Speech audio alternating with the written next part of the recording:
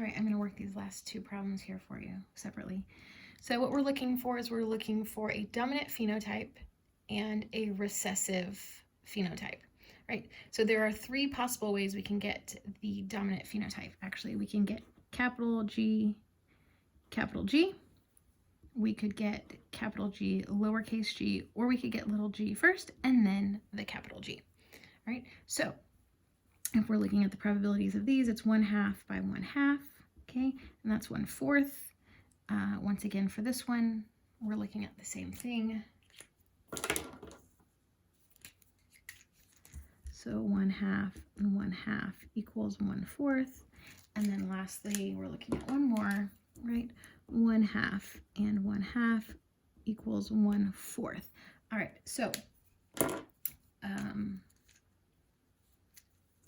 since we are saying we want any of these, we're going to add these since we want this or this or this. So we would do 1/4 plus 1/4 plus 1/4 gives us 3/4. Okay, and then we want to look at our other trait. So we are trying to find the wrinkled phenotype, which is little w. Okay, and from this cross, there's really only one way to get this. So it is 1/2 times 1/2, and that's going to be 1/4. Okay, so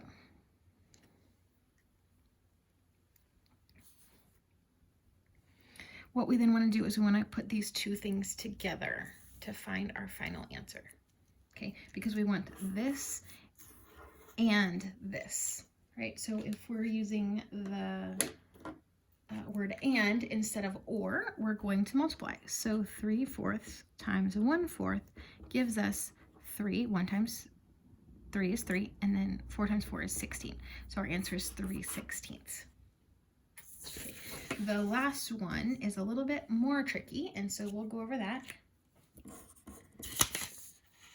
Okay, and what we're looking at here is we have two parents that are both heterozygous for 3 different genes.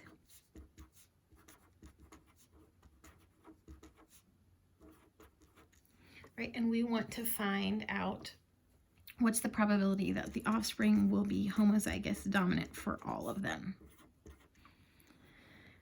All right, so we're going to look at these individually, right? So here and here. There's only one way to get each of these, so I'm just going to go over it once and then we can add them together. So